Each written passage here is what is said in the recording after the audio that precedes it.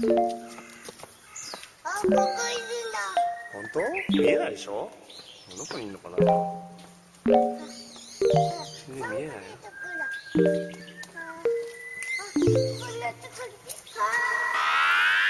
I miss you. How you doing, Internet? It is April 21st, 2017. You're listening to Waypoint Radio, and we are definitely not live from Lobby 1. We are coming to you from all over the world, really. All over the sort of general northeast and mid-northeast of the U.S. I'm Danielle Riendo, and I am joined by Patrick Klepek. Hello. Is the Chicagoland area the mid-northeast? I feel like it is. I mean, because it's only, 1,000 miles in? It's not like, okay, if America is like more, it's like 3,500 across, and you're only 1,000, you're still like generally east, right? You're still, I don't know. I'm spitting distance. The different Chicago teams are in different conferences in different sporting divisions. Like, it is an East and West city. That's just how it is. You got both. They're firmly in the Midwest. Firmly Midwest. But I'm in the northwest suburbs, so... Then you're basically a Westerner, really. You're a Westerner. Is that what the You should be wearing a cowboy is? Hat, to be honest. I have one upstairs. Good. Oh, well, I mean... I wear it sometimes when I golf. Perfect. Also joining us from the definite northeast, even further north and east from New York City, where I am, is Rob Zachney. We'd like to call it New England around here. Yeah, is that right? Yeah. We're a little choosy about our terms and what gets considered New England. Oh, I know. Oh. I remember there was this very heated discussion about whether Rhode Island counts as New England. As a lifelong Rhode Islander, I was very offended. Still offended. You know, my rat face is very offended. If you could see it right now, Internet. In my defense, I was getting pretty loopy that day because that was the day that the allergies finally caught up with me, and that was the onset. Yeah. Well, Team Waypoint got hit with some nasty flu. Oh, it's this been week. bad. It's been bad. Yeah. My kid got me sick, but then there was a flu going around in the offices, and it's bad. It has been a down week for the health of Waypoint. Yeah. Well, it's also something of a down week, down month. I don't know. A little bit down in general. Patrick, you wrote a really great piece. It went up just today about Guardians of the Galaxy, the Telltale series, and about how Telltale has been kind of riding on the same technology for a long ass time at this point, and it's starting to really kind of catch up with them. Yeah, like to your first point, it is nice that video games are pumping the brakes a little bit. Like it is nice, you know. As amazing as the first couple of months of this year were and continue to be, given how many games I didn't get back to, I still haven't finished Yakuza 0. I had barely touched Neo. Like, I'm, 15 hours into Persona 5, but I played that for a week. Then I put it on pause so I could try and play some other smaller games before I go back to Persona 5. So it's been nice to actually, it's okay. Like, there's so many video games that came out in the first 4 months. I would probably be fine for the rest of the year with what's already been given. But, I have been trying to check out some other things. And I've talked about this on the show before that my wife, who, supporter of video games, helped us buy a house, those video games. But doesn't spend a lot of her free time playing them herself. But one of the few things we do is that we play pretty much all of the series that Telltale puts out. We started playing them with The Walking Dead because, at least at that time, I was a fan of the show. And playing a video game version of that seemed interesting, and they did some really fascinating stuff with the storytelling in the first season of The Walking Dead. And since then, because it was something for us to sit down and enjoy together, I hold the controller, she makes the decisions in the game. It was just kind of a fun way to bond over this medium that has brought, me a lot of joy and success in my career, and something that we can enjoy together. We've often treated Telltale kind of like a TV channel. It's like more like, hey, what's on, what is Telltale doing right now? And we don't necessarily finish all the series to completion. Like the Game of Thrones series was not great. I think we played 2 episodes in and just sort of dropped it. Never got around to the Borderlands series just because I bounced off like the stylings of Borderlands. Although I've heard that the Borderlands series is really good, partially because it was designed by people who don't have a particular affinity for Borderlands, so they tried to create stories in a world that was interesting to people that may not necessarily have gotten into the comedic trappings of the Gearbox games. So anyway, it's a long way to say that I pay pretty close attention to these games. I've played a lot of them. I'm aware of their tics. And the thing that just kind of came to a head with this most recent series, the Guardians of the Galaxy, which the first episode is out, is just how their technology is now undercutting their main selling point, which is story and characters. So like I can deal with crummy frame rates. I can deal with some stilted animations, but Telltale's gambit was that, we're making adventure games, but like what used to mean adventure game was storytelling with puzzles. Like there was sort of a template there. Like, Thimbleweed Park, which just came out from Ron Gilbert, is very much another game in that model. Broken Age was a game in that model. And what Telltale did was take the story part and slowly start to sort of massage and eventually erase out anything but the storytelling part. And you you make decisions, but those decisions are very light. The story is still edited. You A and Z, like you still get there, you just kind of deviate a little bit along the way. The story still ends largely in the place that the storytellers wanted you to, and I'm fine with all that. But in Guardian specifically, the contrast against James Gunn's cinematic Guardians of the Galaxy, which is like razor sharp editing and wit and humor, and like there's a lot of moving parts that work in concert to make that movie work. And they ape a lot of that stylings for the game, but then it is undercut by the fact that it seems like when you're watching the characters, they appear to look like they're out of a discarded Chuck E. Cheese restaurant. Like they just kind of move their arms up robotically. The mouth is clearly not at all synced to what they're saying. It just kind of flaps open and shut. And timing, which is huge to comedy and thus very critical to the Guardian series in particular. Like there are moments where they set up a joke and then like it has trouble loading the next scene, or there's enough of a pause that it ruins the punchline. And so it's you look at the writing and you go, this is funny. This is a funny joke. You look at the voice acting. They nailed that part. But the actual technology, the engine, works against this series in particular, but has been in a larger problem for Telltale's games. I just think it was illustrated very acutely in this one.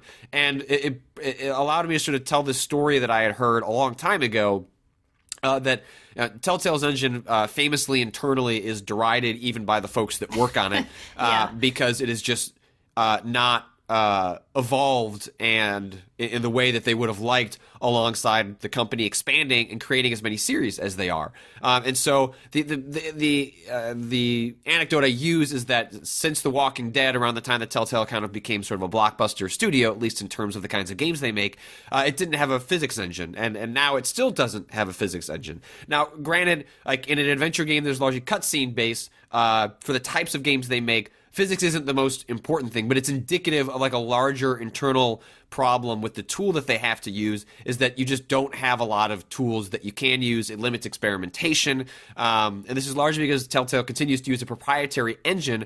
They don't use Unity. They don't use UE4, which is fine. Lots of studios use internal proprietary engines. There's nothing wrong with that. But there has been this long simmering tension over a tool set that is extremely limiting. And I think we are seeing that manifest in the kind of formulaic storytelling and design that you end up seeing in these games that may be also hampered by their production schedule. But all this like kind of comes together to undercut, if you're a studio that is selling story and characters, if things are working against you, emphasizing that is a problem for your studio that has become more acute over time.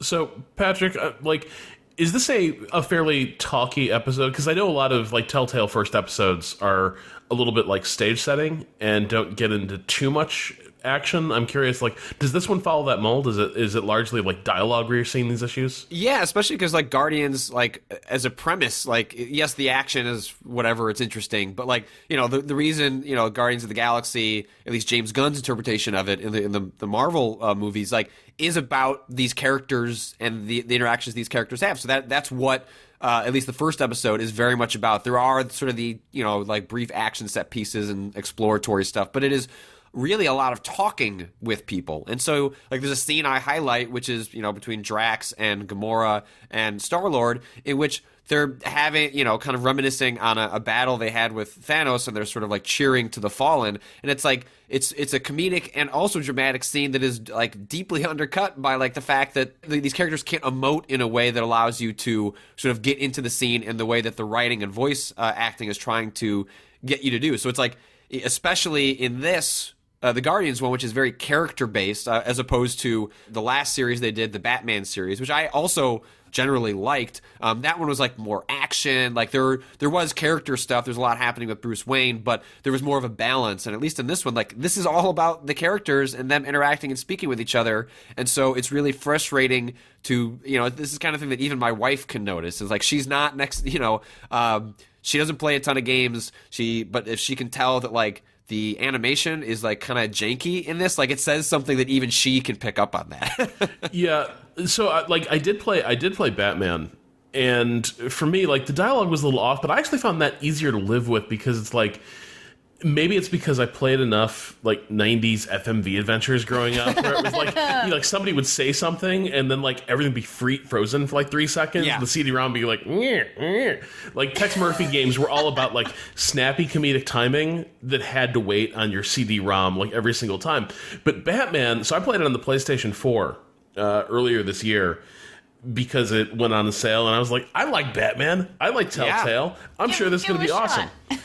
Like, it's a Telltale game that I found like borderline unplayable in the 4th and 5th episodes because it started getting a little more action heavy, which was less compelling. If you're going to play an action heavy Batman game, like boys, there are a million of them that you'd rather play before Telltale take on that. Right. But the other issue was that, so there's this scene in, I want to say it's the next to last episode of Batman, pretty dramatic stuff. The police commissioner of Gotham City, not James Gordon, but like his predecessor, is like out at a cafe with his wife or something, and whatever the crazy group of Arkham affiliated terrorists. I've forgotten what they are too. Yep. We'll just say that we're trying not to spoil it, and not that we've completely forgotten the story. Yeah, absolutely. I was like the Sons of Arkham. You're close. The boys Sons of Anarchy. The Daughters of Arkham. The Children of Arkham. Children of the Arkham. So it is the Children of Arkham. That is correct. Children of Arkham. So they show up, and so does Batman. Like, Batman's trying to save all these people from these terrorists, and the police commissioner's there, who has been sort of an adversary to this point. There's a whole, like, almost Untouchables baby carriage down the steps, slow motion, like, sequence of events where a lot of things are happening. And meanwhile, Batman needs to be kicking ass throughout this entire scene. And the entire thing on PlayStation 4 just fell completely apart. Like, things got badly out of sync, where you now hear dialogue cues from like 2 screens back while playing something entirely different on the screen. So like Batman is like punching a dude, and you're hearing like the police commissioner's last words. Like while he's doing it, like you have to save Gotham, Batman, and like Batman's just going ham on this dude, and then like he turns around and like cradles the dying police commissioner in now dead silence. So actually it got out of sequence where like it was serving up the animations so late that the sound just went off and did its own thing. Plus, because Telltale only has one gameplay trick, which is like the timing puzzle, the timing game of their Simon Says action. This stuff actually needs to be pretty precise, and right, because it's all you've got. You have like briefly exploring a room until you trigger an item that triggers the next conversation. You have like mostly meaningless choices as they've gotten away from like actual like Walking Dead style, like, Walking is different because it's zombies and it's life and death, so the stakes there are clearly different. But like the choices haven't really meant that much in a long time. So it's like the one other thing they've got are these like timing action sequences, and if they can't nail that because like of performance issues, like you've essentially undercut like 1/3 of your gameplay options. It feels like these honestly would be better off as radio plays at this point. As like a ridiculously well-produced, with voice acting, like radio drama, like back in the 40s, but it's Batman, or it's, it's the Guardians of the Galaxy, which is I don't know what that says. I mean, it's very. I know the folks who work there are very frustrated, but there was something else in your piece, Patrick, that you sort of mentioned. Like, a few years ago, it was a lot easier to kind of be like, oh, maybe if something's a little choppy, that's fine. The writing is so good and the characters are so good. But also, Telltale was not the like Batman, Game of Thrones, Guardians of the Galaxy, like major license, sort of bigger budget, lots of people working there kind of studio that it was 4 or 5 years ago. They were making smaller games 4 or 5 years ago because there were smaller studios. So now it feels like it's a little bit harder to excuse some of the technical issues when it's like, y'all are rolling in money at this point. Maybe not literally rolling in money. They might not. But they're that not a scrappy upstart, right? Like right, I exactly. think a lot of this was forgiven in the first season of The Walking Dead because it was so compelling and interesting, and they were clearly taking a lot of narrative and creative risks. That my saves didn't go over. Okay, I'll rush through the episode again, and Yeah. I was fortunate. I've never really run into these like really significant save problems that I know lots and lots of people have had issues with. Like there was someone on Twitter today telling me about what was it? I don't know which series they were playing. It might have been Game of Thrones, but they made some monumental decision in episode 4, and the game ignored that decision in episode 5. Oh, like no. it either registered the wrong save or who knows what happened. But essentially, he started episode 5 with everyone being upset at him for a choice he didn't make, and Wow. there's no way to go back and just like tick a box and change that. And that's incredibly frustrating because the investment, what they're selling is you having an active participation in this story. And then so the technical problems, the save game issues, like all these technical hurdles that were not necessarily excusable years ago, but at least were understandable and was like a hoop you were willing to jump through. Like, just isn't, they have hundreds of employees. They had a significant investment, externally from Lionsgate. Like, I don't know exactly their on-hand cash situation, but for the amount of games they're putting out at the pace they're putting them out, they're doing all right. And it's just, it's not excusable. It hasn't been excusable for a long time, and it's frustrating as someone that is a fan of these games that looks at a game like Until Dawn, looks at a game like Life is Strange, and sees what is possible from expanding the adventure. I think Life is Strange is probably the best example of like what is possible when you like Life is Strange is enhanced by its better modeling and animation and all that stuff. Like that the story would if you were to take that story and put it into Telltale's technology, it wouldn't have been as effective. Like Until Dawn, part of the reason that game works is because it has the really advanced like a facial capture, which is like slightly creepy but also interesting in an LA noir sort of way. Yeah, But it shows what's possible, and it's not that because of sort of the pace that Telltale works at, I don't necessarily expect them to be able to pull that off, but I feel like there is something in between that would greatly benefit the storytelling they're trying to do, because like as I point out in the piece, I think Guardians is really well written and like surprisingly adept at sort of maintaining James Gunn's stylization from the film in a way that I found myself laughing, but I should have been laughing more when like a punchline is set up between like Star-Lord and Drax, but there's like the halting pause that Rob was talking about that like the dead air isn't that's not there on purpose. That's there because it's jankily trying to load the next scene, and by then you've sort of lost like what they've set up. So I'm going to keep playing these games because they're a certain comfort food for me, and as I mentioned in the piece, that's both like a compliment and a problem. Like I think after The Walking Dead's first season, I think the sky was the limit for Telltale in terms of like creative risks they could have taken. And I think some series have shown them to try. I think The Wolf Among Us, which was not perfect by any stretch, had a lot of problems, but I think showed like an attempt at like a more mature, interesting sort of subject matter that they could play with, that I thought was the right track. And it's like that's like the one series that hasn't gotten a second season. And I want these games to be better. It's like I write this story from like a place where I deeply love a lot of what they're doing, and I see ways that they can improve it, and I look as my job is to kind of vocalize something that I've seen from a lot of Telltale fans that just like, oh man, we love what you're doing, Telltale, but just like Come on. Put a little in there. Put a little bit of quality of life improvements would go a long way. It seems like. And it just seems to be getting worse. Like, I don't remember The Walking Dead operating that way. And maybe that's because, like, they stayed within what they could actually achieve with that engine a little more effectively. But I remember that experience being reasonably crisp. And now, like, Batman was basically unplayable by the end. It sounds like this is increasingly bad. So I don't know if is the technology's getting creaky, or they're no longer putting the time in that's required to circumvent its creakiness. Yeah, it's hard to tell. They're certainly publishing a lot more platforms than they were in the past too, Sure. which that doesn't help. I mean, they impressively launch on basically everything when they launch a new series. PC, Mac, PS4, Xbox One.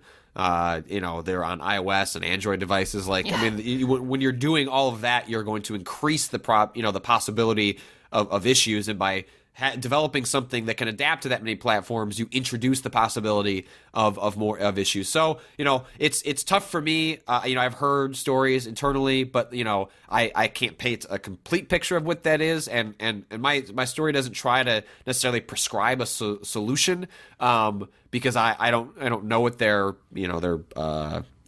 process is, like what it is like for a production of an episode. It's more just I like these games. Please do better, because I think I could like your games more. Sure. And they are, to your very original point, they are the perfect companion video gaming experience. I do the same thing with my girlfriend. Like, one of us will be playing, one of us will make the decision. Sometimes we'll, chat about, oh, man, what should we do?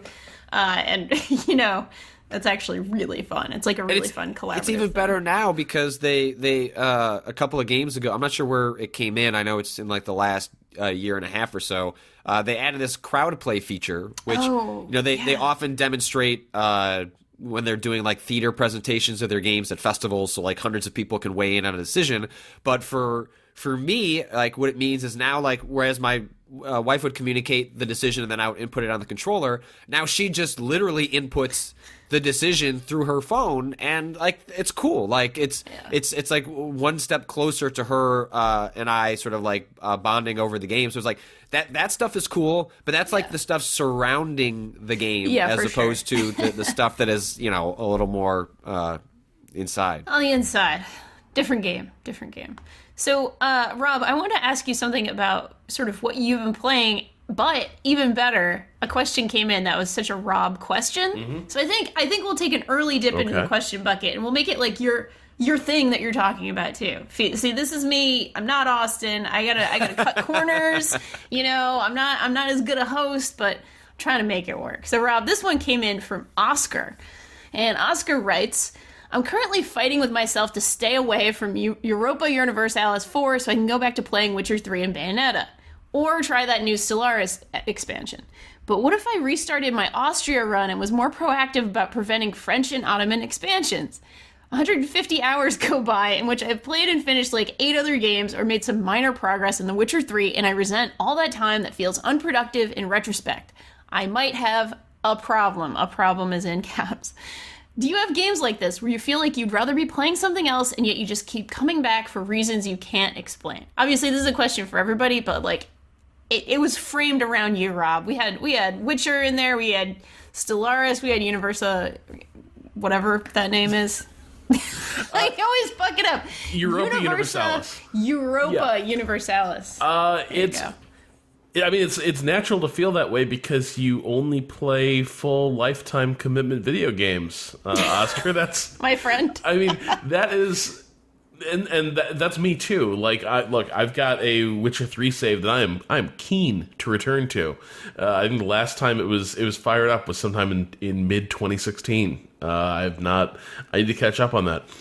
Those are all, and the problem is those are all games that I think reward that extra time. So I think more, there are absolutely those games you end up sort of resenting because you know that you could take a little break and play a quick 10-hour shooter campaign or something like that.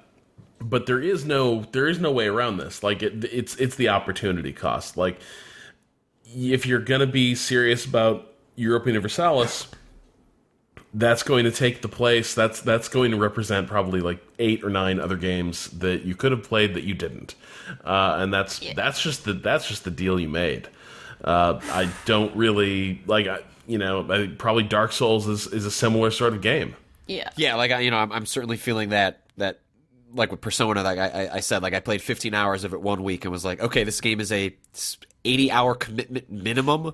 If I was to just keep charging through that, I could probably finish this game in a month. But then it would mean I have played one game for a month, which is fine for a lot of people, but both incompatible with my job. And then I also just like playing a variety of things, and so it's like, okay, so I played it for a week, and then like, okay, I'll play Guardians, and then I'll play Little Nightmares, and I'll play these little things that like give me some variety, and then come back to Persona. But that's difficult sometimes with games that require like sort of a commitment, like with all of your mental energy, where like taking a break is going to make it difficult to come back to it. Dark Souls games are kind of like that, where when I come back for the DLC, it requires a ramp up time where I just like get accustomed to the flow of playing that game, because it's not necessary. It is like riding a bike, but you've got to ride that bike around the block a few times, or get killed by a monster 10 times before you figure bike monsters. Yeah, for sure. I'm having this right now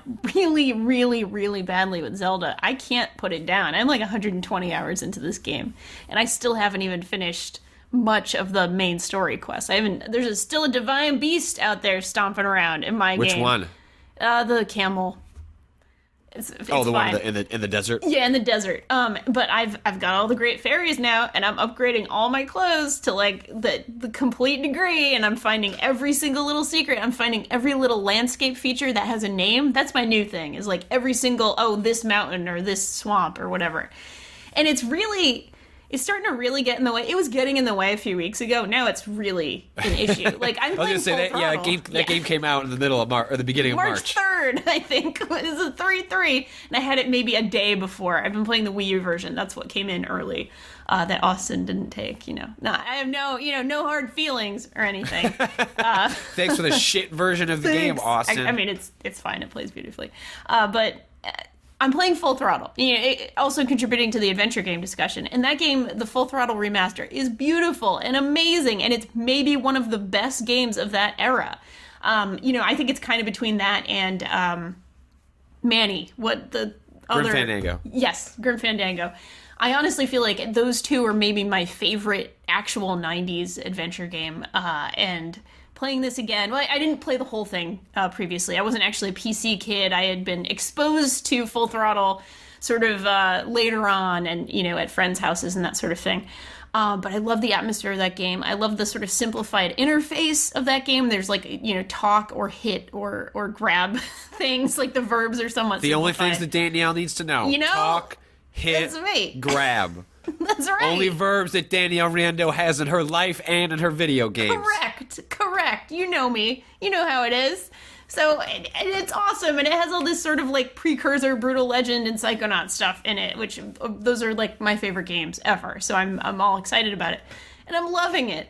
But I can't play more than like 20 minutes without being like, wonder what Link's doing right now. Yeah, I bet there's some good mushrooms in that forest that I saved in a few minutes ago. And it's like, this is getting to be like an addiction. This is actually getting to be a little bit of, as Oscar says, a problem, capital letters. Like, I think I might need to finish Zelda just so I can be like, no, you're done. You did it. It's done. Is that you keep sort of setting like new things you want to do in the game? Yes. Okay, yeah. See, I think that's the real danger too. Is like a lot of those Paradox games, for instance, that Oscar listed. Like, it's not like Civ, where Civ builds toward the set ending and like which victory are you going for, and then the game ends, and then it releases you from this hell. Right. Like EU is a game where you're constantly like, okay, it's really open ended. So I guess the next thing I want to do is have my guy become Pope, and then use that to excommunicate the French king so I can annex the Dutch. Cool, I think I'll do that. And that, you just committed to like a 20-hour plot, and you're going to go do that. And it's going to be a lot of fun. Like, if you pull that off, that's going to be sweet, but it's going to create problems for you. Yep. Well, and it's funny because there was a piece that Austin wrote earlier this week about how games have a lot of endings but so few conclusions, I think was sort of, and his sort of like general premise was that, critiquing a game like Breath of the Wild, which is indicative of the way a lot of games, and especially these open world games in which there are so many things you could continue doing, is that he wishes more games allowed you to see the after effects of saving the world or whatever is the big goal. And a lot of games just end, or when you finish them, then they dump you at the moments before the final battle, so you can kind of go back out into the world. And I have found, sort of like emotionally and psychologically, because if Zelda had allowed me to go back out into the world and see a little bit of what had happened after, I might have stuck with it and kept playing with it and dinking around with it a little bit more. But because I sort of finished it and kind of put a cap on it, and then the game's response to that is like, well, let's go back to that moment before you beat Ganon and keep looking around. Like, it kind of undercuts my desire to wanna go explore that world again, because it's like, well, I went and did the thing. And so now I'm going to go do the other stuff and then come back and do the thing again, I guess, like, as opposed to beating Ganon and then having an opportunity to, even if I don't actually find out what happened, just say, like, you did it, buddy, and, like, go out into the world. Like, it feels like anticlimactic in a way that undercut my desire to want to continue poking in the world, because I felt a sense of closure, and if the game could have more effectively put me back into that world and enticed me into continuing poking a product. And I'll go back there because I know better, and there are side quests I still want to see. But I thought it was a bummer the way that game ends, because specifically of that, where it's like there is 100 hours more of things I could do in that game. And it would have been nice to have sort of like an easier transition into actually doing that. Yeah, that's why I haven't... I've heard that, and that's you why I seem like haven't you're avoiding finished. it, because once you beat Ganon, you're like, oh, okay, well, I did the thing. Yeah, the thing is done. I could get those mushrooms, but who cares? Yeah, right. Totally... God, that's what's making me think, like, just for my own sanity, that maybe I should... All right, I'll get the damn mushroom, and then maybe 3 other things, and then go for the final Divine Beast, and then go get Ganon. We'll see. If it's July and I'm still doing this, maybe we'll take it away from you. Yeah, somebody might need to take the. Well, Wii no, away. but at that point they'll probably be announcing the the expansion that's coming out later this year. So we're gonna have to just unplug, just hide the power cord from you at some point. Pretty much. This is a little dangerous for sure. You were also playing the Disney package that came out earlier this week, right? It's really good. That successfully drew me away from Zelda for like 4 or 5 hours. Yeah, totally. 2 hours, not even a day. I feel so bad for Full Throttle right now, because Disney Adventure came out, or I got the code a few days ago when I was in like a slight waning period with Zelda, like still playing it, no question, but like playing it for an hour kind of thing. And then I spent the weekend, I found the last fairy, and now I'm like full into the fever again.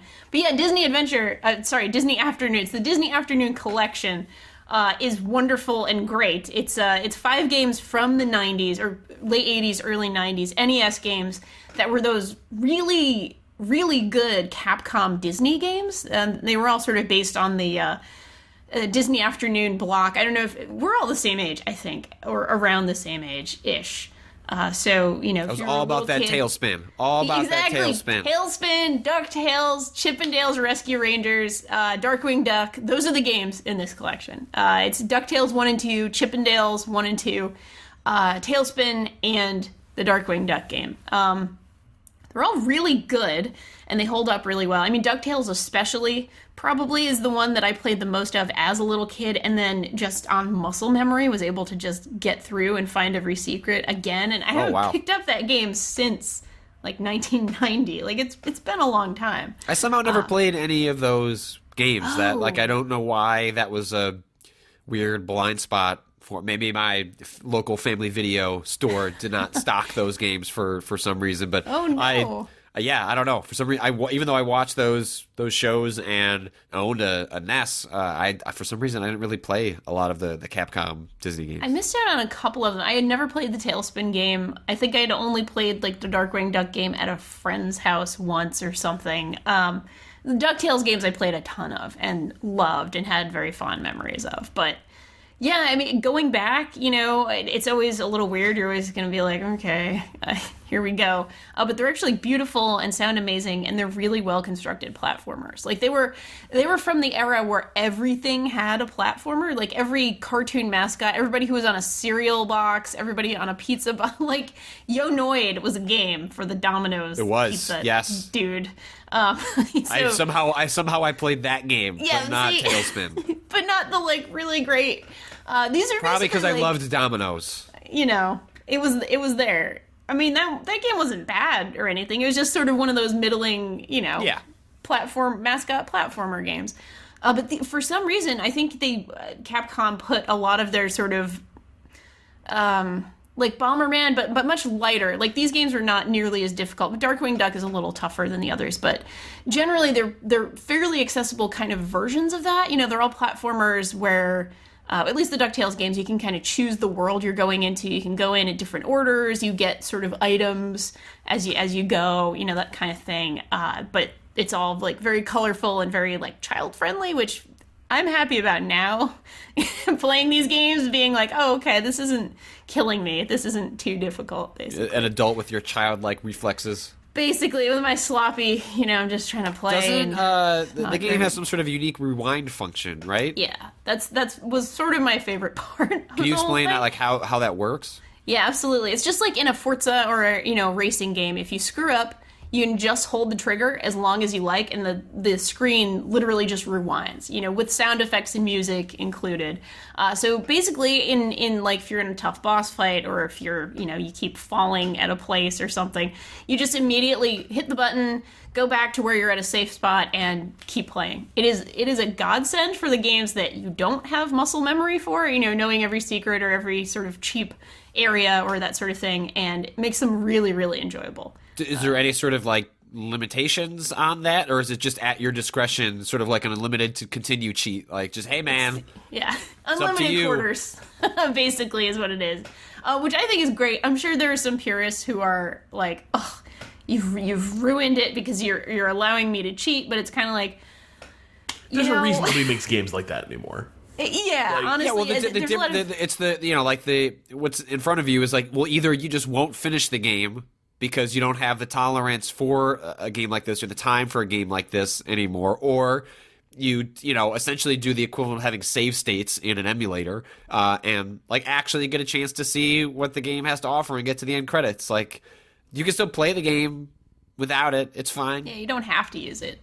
I really am in favor of this sort of thing for especially for an older game. These games were made with a very different conception of what difficulty was fair in the almost 30 years ago, some of them. So I'm totally cool with it. I know I'm sure there's like a speedrunner somewhere who's pissed off that it exists, but that's fine.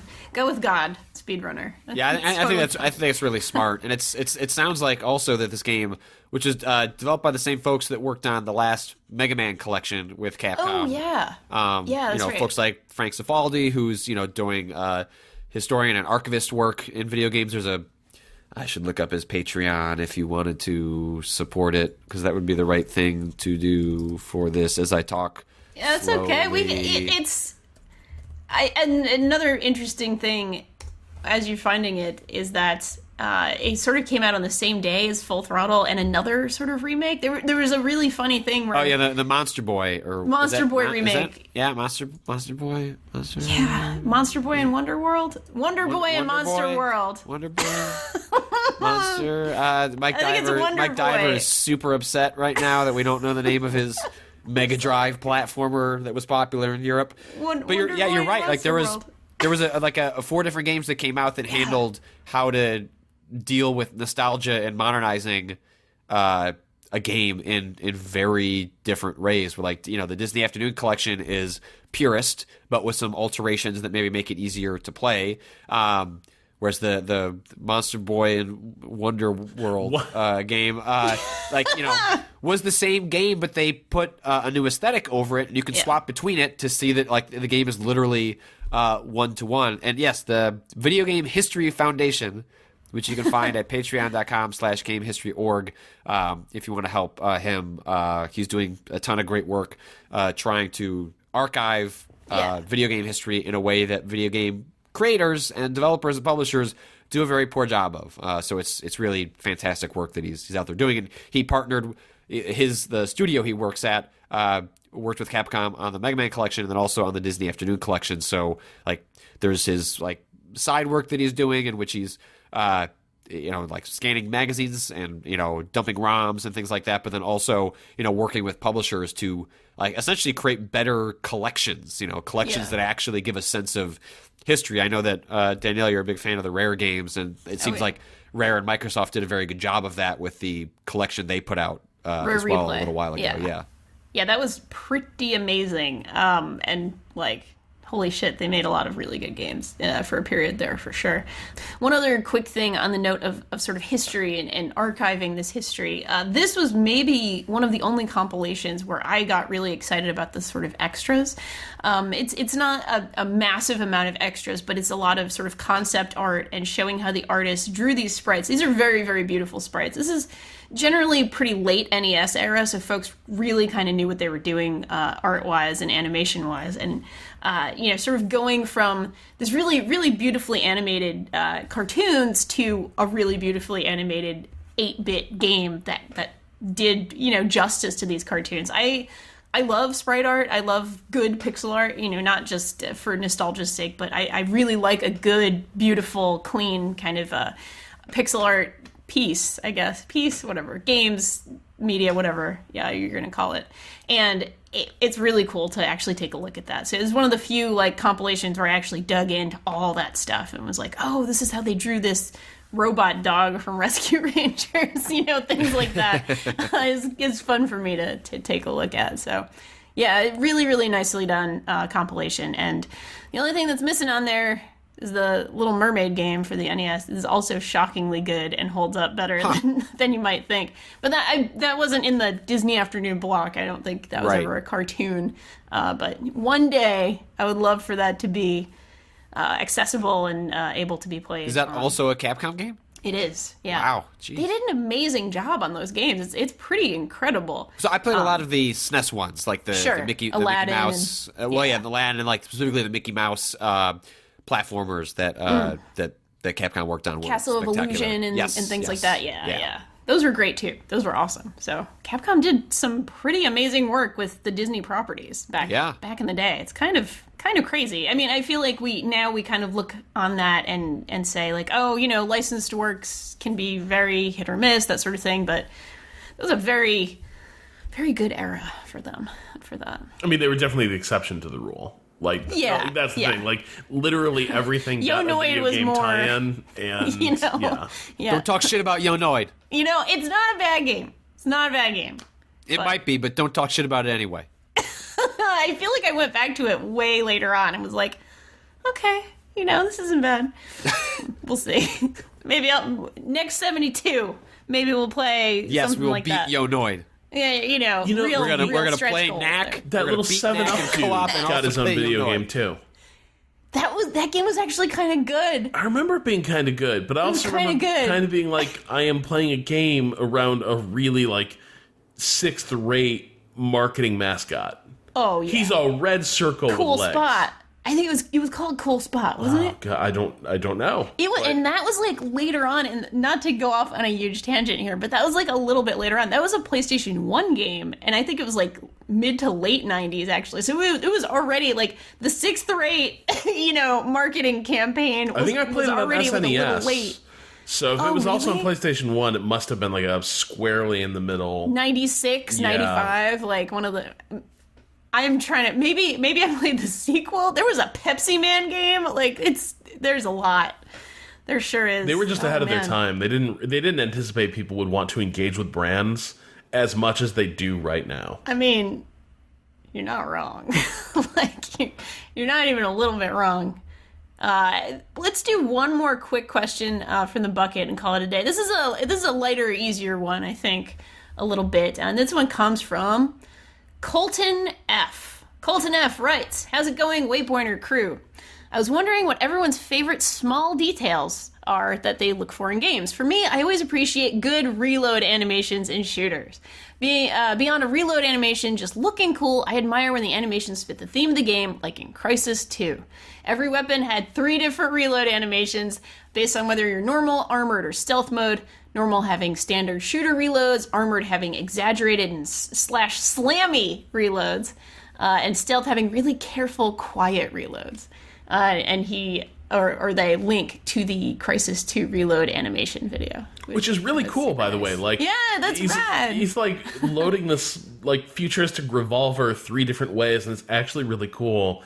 And I could totally see that adding a lot to that sense of like, especially when you're in stealth, right? Where you're like, dudes quietly like sort of thumbing cartridges into the revolver. Like, that's awesome. Like, 100% on board with that. Really good. A small detail that I noticed recently while playing Persona 5 is I appreciate efficiencies in interfaces that allow you to accomplish things faster, like where the game can assume what you want to do and allows you to do it faster rather than navigating your way there. So, for example, part of the way that Persona 5 combat works is predicated on experimenting with different elements, fire and thunder and things like that, to see what the weakness is for an enemy. And so once you've discovered the weakness for an enemy, you're probably going to want to use that again on the enemy because it weakens them and blah, does more damage, blah, blah, blah, blah. And so once that happens, you can just hit R1 and the game will navigate immediately through the menu, pull up the weakness, and this is even if it's not even on a per battle basis. Once you've discovered the weakness for an enemy, the next time you encounter them, all you have to do is hit R1 and the game will immediately jump to that weakness, and then all you have to do is hit X to cast it. Like, it just saves an incredible amount of time, mental energy. You don't have to, probably over the course of playing a 100-hour game, I'm guessing that saves you hours of time by not having to dig through that menu. The game also has another smart feature, which is often if you're fighting off against some weaker enemies where you're just going to sit there and hit X and like just do the normal attack, blah, blah, blah, blah, blah. It has something called a rush mode. So you hit Option on the controller and it just immediately does physical attacks constantly. And it skips animations. It just goes doot, doot, doot, doot, doot. Nice. But it goes slow enough that if for some reason things go wrong or a status effect messes up your the flow of the battle, you can stop it and then kind of intervene and choose a different path for your characters. But just both those things together make the flow of combat, which can often feel or sometimes feel tedious in a JRPG. It's built into sort of the design of a lot of those, and especially Persona 5. But it tries to meet you halfway and say, okay, well, even though you're going to be doing this a lot, here are ways that it's going to be more efficient. Here's the way it's going to be easier to get through. And like, I really appreciate those tiny details because it also shows a amount of care and attention to detail on the side of the developers, that they're respecting your time. Like, there's a huge part of what I look for in games these days, especially as a parent with less time, is a game being mindful of the time that I'm spending with it. And details like that show me that, yes, this game is crazy long, but the developers are mindful of the time I'm spending and putting into it and trying to maximize the time that I'm spending with it. Yeah, that sounds very, very helpful. Rob, what about you? What's something you've been noticing? So many good details. So many delicious little treats. To stay with the firearm theme, I always really enjoyed the guns in the Red Orchestra games. Nice reload animations, but also they're just... One thing that Red Orchestra is very good about is the guns interact very contextually with the environment. So a perfect example is, you see more of it now, but like when you're crouched by a window or something, or a low-lying wall, a lot of times in a first-person game now, you sort of have an option to pop up above the cover and sort of like use it as a place to rest your gun. Red Orchestra was one of the first games to do that, but it also goes a step further by like, you're basically able to brace your weapon against any surface you encounter. So like, if you are standing next to a window, you don't have to crouch and use the windowsill. You can also just brace your gun like along the side of the wall, things like that.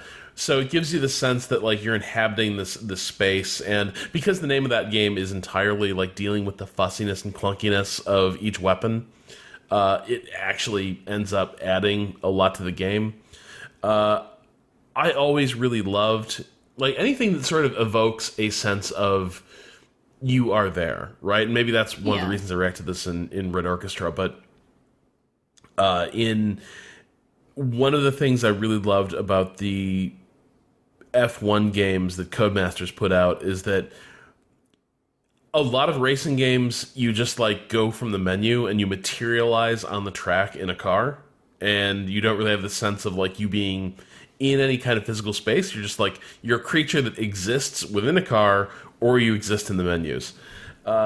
Something I really dug about the F1 series is that every session starts with you in the garage, basically, and you're in the car, but like you can see your mechanics going around working on the car, tweaking settings. Like if you say like, oh, put the wet weather tires on the car, it doesn't just happen. Like the crew comes around the car and you can look around and you'll see them like changing settings on the car in response to what you're doing. And that's like just little things like that, but it is a huge difference psychologically. It's it makes it feel a little bit like less like this is a game where you are a car, and a little more of like this is a game where I'm the driver of a car. That stuff is amazing. I'll be really quick because I know we gotta move on to other stuff in life. I'll do 3 things. I love the sound effects when you find a Korok in Zelda. There's like this really adorable little sort of woodsy sound effect. It's very Wind Waker-esque for the sort of Forbidden Woods area. And 2 animations that really stood out to me in games that I really, really loved and really enjoyed. In Rise of the Tomb Raider, every time, which is a great game, really, really good sort of video game, outdoes Uncharted in a lot of ways, I think. Yes. In a lot of ways. Yeah, all right. Good. Team Rise of the Tomb Raider here. Very nice. Whenever you get out of the water, Lara Croft actually sort of wrings out her hair, her ponytail, and it's like a very, like, it's a tiny detail, but it is one of those things that, like, just embodies you, like, right there, like, oh yeah, ladies or people with long hair do that when they get out of water. It's like a very common kind of thing that was like, yeah, that actually kind of grounds the character in this sort of practical but sort of real way. And the other one being, in Firewatch, every time Henry descends like a staircase in his Firewatch tower, he kind of touches the upper beam. Like he's just sort of ambling down, and he like touches that upper beam, and it's like a very cool little thing where it's like, yeah, he's a tall guy. Like he's in this space. He's really in this space. That's what, Rob, you're a tall guy. I don't know if you personally do that all the time. All right, yeah, cool. because if your hand's up there, you know where that is, and you're not going to clock yourself. Yeah. Exactly. So I love stuff like that too. I love exactly what you're saying about like things that put you there. Very much like, oh yeah, I'm either there with the character or this is telling me something about that character. I think that's super rad. And on that very happy note, I think it's time for us to say goodbye and get ready for our weekend, do all that kind of fun stuff. So, hey Patrick, where can people find you on this great big internet? You can find me at Patrick Klepek. Awesome. Rob, how about you? On Twitter.com, @RobZachny.